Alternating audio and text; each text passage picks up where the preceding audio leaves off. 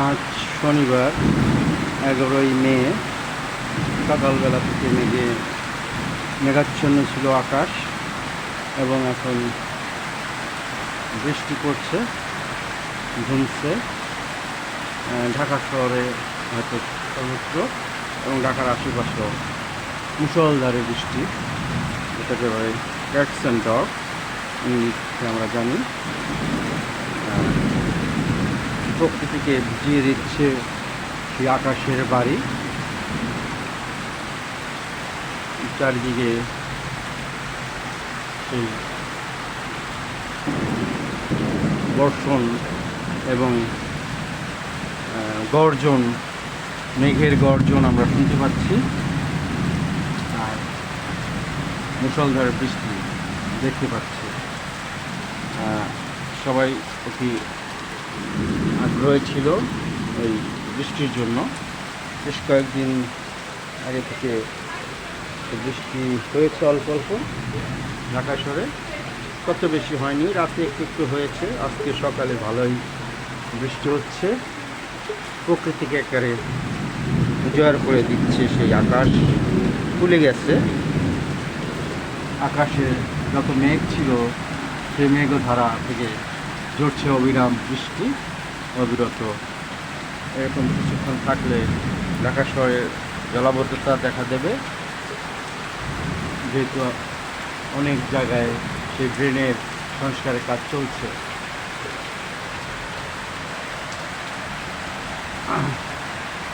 প্রকৃতি, গাছপালা এই বৃষ্টির ছোঁয়ায় যেন উজ্জীবিত হয়ে উঠছে, তারাও মনের আনন্দে নীরবে রয়েছে। আবার সেই বাতাসে তারা দুলছে, বৃষ্টিকে তারা স্বাগত জানাচ্ছে। সেই প্রকৃতি, সকল গাছপালা এবং মানুষ, জীবজন্তু, হয়তো জীবজন্তু সব ঘরে আশ্রয় নিয়েছে বা কোনো জায়গায়। অনেকেই অফিস আছে, অনেকেই বের হয়েছে অফিস, অন্যান্য কর্মকাণ্ড, কাজকর্মের জন্য। সাধারণ শ্রমিকরা এবং যাদের আজকে অফিস রয়েছে এবং বিভিন্ন কাজকর্ম রয়েছে, তারা বাইর হয়েছে সে সকাল থেকে। হয়তো তারা বৃষ্টির মধ্যেই তাদের গন্তব্যে যাওয়ার জন্য আপ্রাণ চেষ্টা করছে, বৃষ্টিতে ভেজে, হয়তো ছাতায় মাথা দিয়ে। কিন্তু এই যে বৃষ্টি, বর্তমানে যে ছাতা, ছোট ছোট ছাতা, চাইনিজ ছাতায় সেই বৃষ্টি সম্পূর্ণ থেকে উদ্ধার পাওয়া যায় না, ভিজে জায়গা আমাদের শরীর।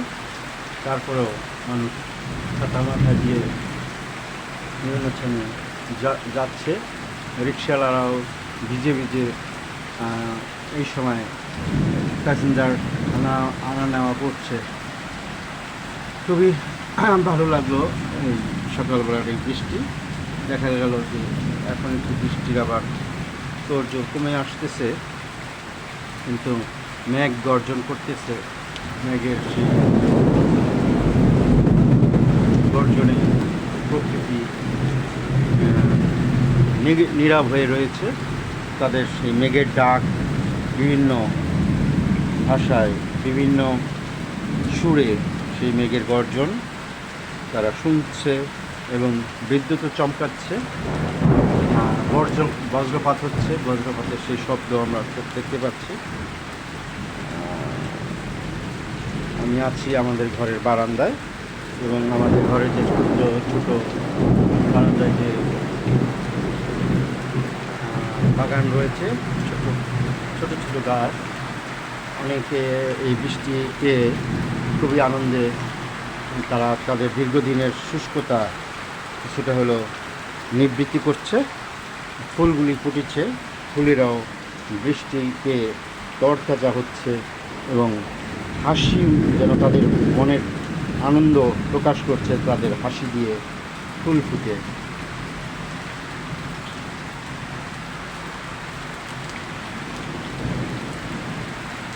যেহেতু বারান্দা থেকে অন্য কোথাও যাওয়া যাচ্ছে না, তাই বিভিন্ন স্থানের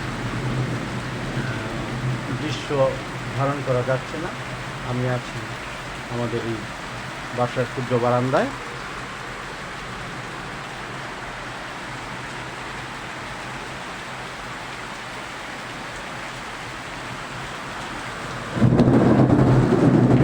ভালোই ভেঙে গর্জন করতেছে এবং বিদ্যুতের চমকাচ্ছে সঙ্গে সঙ্গে।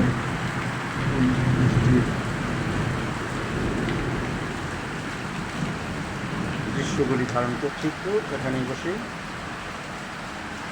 যার জন্য একই জায়গার স্থান বারবার দেখা যাচ্ছে।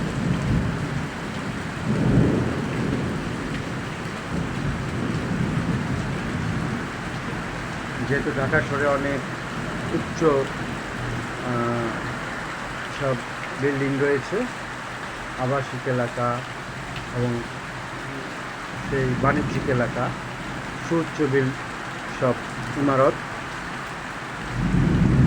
তাই ঢাকা শহরে বৃষ্টি একটু কম হয়, যদিও আশেপাশে বেশি হয়। এই যে বিল্ডিংয়ের মধ্যে যে তাপ তারা ধারণ করে থাকে, সূর্যের তাপ সারাদিন, সেই তাপে এবং এত লোকের তাদের দেহের যে তাপ গ্রেড হয়, ঢাকা শহরের বাতাস সবসময় গরম থাকে, যার জন্য এখানে বৃষ্টিটা একটু কম হয় শহরের মধ্যে। যদিও গ্রামে বেশ বৃষ্টিপাত হয়, কারণ গ্রামে আছে ফাঁকা জায়গা, অনেক গাছপালা, ঠান্ডা প্রকৃতি, তাই সেখানে প্রকৃতির সেই আকাশ তাদের কাছে খুবই উজাড় করে দিয়ে যত পারে তারা তাদের সেই মেঘ থেকে বাড়ি ঢেলে প্রকৃতি ভিজিয়ে দেয় মনের মতো করে। অনেক সময় বের হতে পারে না। আমরা আগে দেখেছি যখন বৃষ্টি হতো 3-4 দিন আমরা ঘরে আটকা থাকতাম, একটানা 1-2 দিন বৃষ্টি হতো, সব কিছু খাল বিল ডোবা নালা জমি নিচু স্থান সমস্ত কিছু পানিতে ভরে যেত, টইটুম্বর হতো। আমরা এই সময় মাঠে যেতাম ব্যাঙ ধরতে, যুবকেরা ব্যাঙ ধরে খেতাম, একটা আনন্দ উপভোগ করতাম এবং বৃষ্টিতে ভিজতাম, এবং কি বৃষ্টিতে খেলাধুলা করতাম বা দৌড়াদৌড়ি করতাম মাঠে, পানিতে কাদামাটিতে মিশে যেতাম একাকার হয়ে। এই বৃষ্টি এবং মাঠে কাদামাটি গায়ে মেখে আনন্দ উল্লাস করতাম, যা এখন সম্ভব নয়, হচ্ছে না, কারণ গ্রামেও অনেক উন্নত হয়ে গেছে। সেই ফাঁকা জমি বা মাঠ, খেলার মাঠ কমে গেছে অন্যান্য স্থানেও, তবুও কিছু কিছু রয়েছে যা শহরে যেটুকু ফাঁকা জায়গা ছিল বা আছে, মাঠ পার্ক, সেগুলোও আস্তে আস্তে মানুষের চাহিদার কারণে উচ্চ ইমারত করে সেগুলিও শেষ করে দিচ্ছে। প্রকৃতিকে আমরা কতভাবে এইভাবে কষ্ট দিচ্ছি, যে প্রকৃতির নিজস্ব যে গতিধারা তাকে আমরা ব্যাহত করছি আমাদের নিজেদের স্বার্থের জন্য। অর্থাৎ আমরা আমাদের বাসস্থান, আমাদের কর্মসংস্থান বা আমাদের খাদ্য উৎপাদন বা অন্যান্য বিভিন্ন কারণে বিভিন্ন শিল্প কলকারখানা গড়ে তুলেছি, অফিস আদালত এবং বসত বাড়ি দিয়ে সে সকল খালি স্থান বা খালি মাঠ, পার্ক বা জলাশয় সব ভরে আমরা আমাদের স্বার্থের জন্যই চিন্তা করছি, আমাদের চাহিদা মেটাবার জন্য কেবলমাত্র। কিন্তু প্রকৃতির যে চাহিদা, প্রকৃতির যে প্রয়োজন, সেটা আমরা দেখছি না, গ্রহণ করছি না। এই জন্যই আমাদের দুর্যোগ, আমরা অনেক তার প্রতিফল পাই। গরমের দিনে অতি গরম, শেখা যায় না, আবার শীতকালে অনেক শীত আসে, যেটা প্রকৃতি তার নিজস্ব গতিতে চলে, যার জন্য প্রকৃতিকে আমরা বাধা দেই, সেও রুদ্ধ হয়ে আমাদেরকে সেই প্রতিশোধ নেয়। গরম দেয়, এটা তারও দোষ নয়, এটা স্বাভাবিক তার গতি, তার স্বাভাবিক চলার নিয়ম। সে যদি প্রকৃতির যে স্বাভাবিক যা কিছু রয়েছে, সৃষ্টিকর্তা, মহান সৃষ্টিকর্তা এগুলি সৃষ্টিতে তৈরি করেছেন, গাছপালা, নদী নালা, খাল বিল, ডোবা পুকুর এবং আকাশ বাতাস, থাকার জায়গা, মাঠ ঘাট, প্রকৃতি, সেগুলি আমরাই মানুষের প্রয়োজনে আমরা কেটে কেটে ধ্বংস করছি। সেখানে বড় বড় ইমারত গড়ছি বা আবাসিক বাসস্থানের জন্য থাকছি, বা কলকারখানা তৈরি করছি, বা বাজারঘাট, মার্কেট, শপিং মল, বিভিন্ন রকমের যে মানুষের অতিরিক্ত চাহিদার ফলে বা আরও বেশি পাওয়ার জন্য আমরা প্রকৃতিকে এরকম তাদের নিজস্ব যে সৃষ্টিকর্তার যে সৃষ্টি বিষয়গুলি রয়েছে, প্রাকৃতিক যে সকল উপাদানগুলি রয়েছে, তা আমরা নিজেরাই ধ্বংস করে ফেলছি। এটা আমরা মাঝে মাঝে সৃষ্টিকর্তাকে দোষারোপ করি, কেন এত গরম, কেন এত শীত, কেন এরকম বিরূপ আবহাওয়া বা বন্যা, খরা বা শৈত্যপ্রবাহ, ঝড় তুফান, এগুলো কিন্তু স্বাভাবিক ব্যাপার। এগুলো আরও বাড়বে যদি আমরা আরও সচেতন, আরও সতর্কভাবে প্রকৃতিকে ব্যবহার না করি। যত বেশি প্রকৃতির উপর আমরা বিরূপ আচরণ করব, প্রকৃতিও তার স্বাভাবিক গতিতে চলে যখন বাধাগ্রস্ত হয়, তখন সে তার সেই প্রতিক্রিয়া জানায়। আমরাও যেমন আমাদের মনের ইচ্ছা মতো প্রতিক্রিয়া না হলে বা স্বাভাবিক জীবনের গতিতে কোনো বাধা পেলে আমরা রুদ্ধ হই, রাগ করি বা বিরূপ আচরণ করি, সেইরূপ প্রকৃতিও তার স্বাভাবিক গতিতে চলার পথে যদি বাধাগ্রস্ত হয়, তখনই সে রুদ্ধ হয়ে আমাদের উপর প্রতিশোধ নেয়, মানব সুরকে দেখিয়ে দেয়, বলে দেয়, সচেতন করতে চায় যে তোমরা এতভাবে আমাদেরকে নষ্ট করো না, এতভাবে আমাদেরকে কষ্ট দিও না, এতভাবে আমাদের চলার পথকে গতিময় চলার পথকে বাধাগ্রস্ত করো না, যাতে আমরা স্বাভাবিক গতিতে চলতে পারি। যখনই এইরকম আমরা বাধাগ্রস্ত করি, তখন সে বাধাগ্রস্ত হয়ে রুদ্ধ হয়ে রাগ হয়ে আমাদের সেই তার স্বাভাবিক চলার গতিকে বিরূপভাবে তার প্রতিফলন দেয়।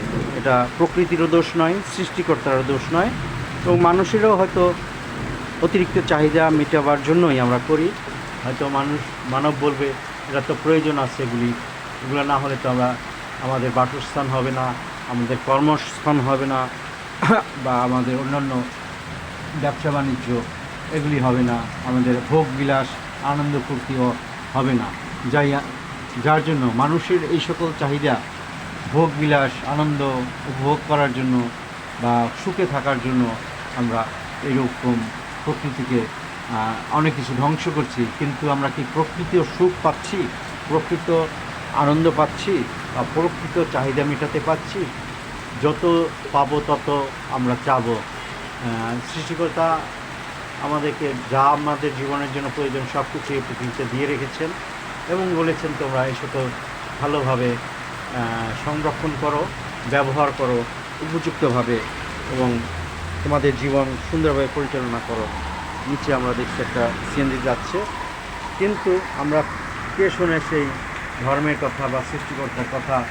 আমরা তার কথা অমান্য করে আমরা কিন্তু অনেক অনেক ক্ষতি করছি, নিজেদেরকে ক্ষতি করছি অজান্তে অটোমেটিক্যালি। কিন্তু আমরা কি তা বুঝতে পারি? সৃষ্টিকর্তাকে আমরা কেবলমাত্র দোষারোপ করি, কিন্তু সৃষ্টিকর্তা তো এই পৃথিবী সমস্ত কিছু সৃষ্টি করে আমাদের প্রকৃতি যা যা প্রয়োজন মানুষের জীবনের জন্য, গাছপালা, পশু পাখি, গ্রহ নক্ষত্র, নদী নালা, যা কিছু আছে সবই সৃষ্টি করার পরে কিন্তু মানবকে সৃষ্টি করেছেন। তিনি দেখেছেন একটা অপূর্ণতা, সমস্ত কিছু সৃষ্টি করার পর এগুলি কে ভোগ করবে, কে দেখাশোনা করবে, কে তার এই সৃষ্টিকে সামনের দিকে এগিয়ে নিয়ে যাবে, সেই জন্যই মানব সৃষ্টি আমরা ধর্মীয়ভাবে তা দেখি। এবং সেই মানবকে সৃষ্টিকর্তা বলেছে, এই সকল তোমাদেরই জন্য সৃষ্টি করেছি, তারপরে তোমার পরিপূর্ণতা আনবার জন্য আমি তোমাদেরকে এই পৃথিবীকে সৃষ্টি করলাম। এই পৃথিবীর সমস্ত কিছু তোমরা রক্ষণাবেক্ষণ করবে, দেখভাল করবে এবং ভালোভাবে ব্যবহার করবে, এবং আমার সৃষ্টিকে আরও এগিয়ে নিয়ে যাবে। আমার সৃষ্টিকে তোমরা আরও প্রসারিত করবে, বংশবৃদ্ধি করবে তোমরা সঠিকভাবে। কিন্তু সেই সকল নির্দেশ, উপদেশ, আদেশ কি আমরা পালন করছি সঠিকভাবে? আসলে এইটাই আমাদের প্রশ্ন। ব্যবহার করছি, কিন্তু তা কি আমরা সঠিকভাবে করছি? আমাদের প্রয়োজনে কত কিছু নিয়ে করছি, হয়তো আরও একটু নিয়ন্ত্রণ করলে আরও একটু আমরা ভালোভাবে থাকতে পারি। যদিও আমাদের কিছু ভোগবিলাসে ভাটা পড়বে বা কম পড়বে, তাহলে আমরা যদি স্যাক্রিফাইস মন থাকে, যদি আমরা আত্মত্যাগ কিছুটা করতে পারি, আমাদের ভোগবিলাস বা আমাদের উচ্চ আকাঙ্ক্ষা এসবের থেকে যদি আমরা একটু নিবৃত্ত হই বা একটু কম করি, তাহলে কিন্তু প্রকৃতিও ভালোভাবে থাকতে পারে, প্রকৃতি ভালোভাবে চলতে পারে। কিন্তু তাকে আমরা করে থাকি, আমরা তো তার বিরুদ্ধাচরণ করে বা আমাদের নিঃস্বার্থের জন্য। মানুষ এত স্বার্থপর কী করে হয় যে সৃষ্টিকর্তা মানবকে সর্বশ্রেষ্ঠ জীব হিসাবে, এমনকি সৃষ্টিকর্তা নিজেই মানুষরূপে সৃষ্টি হলেন, মানুষের মধ্যে রইলেন। সেই সৃষ্টিকর্তা হয়েও আমরা মানুষ কত না সৃষ্টিকর্তাকে কষ্ট দিচ্ছি তার আদেশ নির্দেশ অমান্য করে, বা তার সৃষ্ট এই সুন্দর প্রকৃতিকে সঠিকভাবে ব্যবহার না করে। তাই আসুন আমরা সকলে মিলে সৃষ্টিকর্তার নির্দেশ অনুসারে আমাদের এই পার্থিব যে সকল উপাদানগুলি রয়েছে আমাদের জীবনের চলার পথে, আমাদের জীবনের প্রয়োজনে চাহিদা মেটাবার জন্য, তা আমরা সঠিকভাবে ব্যবহার করি, সঠিকভাবে আমরা তা পরিচালনা করি, তাহলে কিন্তু সৃষ্টিকর্তাও রুদ্ধ হবেন না, সন্তুষ্ট থাকবে, প্রকৃতিও রুদ্ধ হবেন না, সন্তুষ্ট থেকে আমাদেরকেও সন্তুষ্ট রাখবে। এবং সেটা যদি আমরা করতে পারি, আমরা আরও ভালোভাবে সুন্দরভাবে জীবনযাপন করতে পারব। এই সুন্দর সকালে সবাইকে শুভ সকাল জানিয়ে সকলের মঙ্গল কামনা করে শেষ করছি। এখন আবার বৃষ্টি কিছুটা স্তিমিত হচ্ছে, থামছে, কম হচ্ছে, হয়তো এরকম চলতে থাকবে একটু পর, তারপর আস্তে আস্তে হয়তো বৃষ্টি একবারে থেমে যাবে। হয়তো ঢাকার আশেপাশে বা অন্যান্য জেলায় বৃষ্টি হচ্ছে আর চলতে থাকবে। সকলকে ধন্যবাদ, সকলের মঙ্গল হোক এবং সকলেই আমরা একে অন্যের মঙ্গল জন্য কাজ করি, সচেষ্ট থাকি, এর ক্ষতি না করি, নিজের স্বার্থ ত্যাগ করে হলেও আমরা যেন একটু প্রকৃতি, মানব, সৃষ্টিকর্তার মঙ্গলের সমস্ত কিছু আমরা করে থাকি।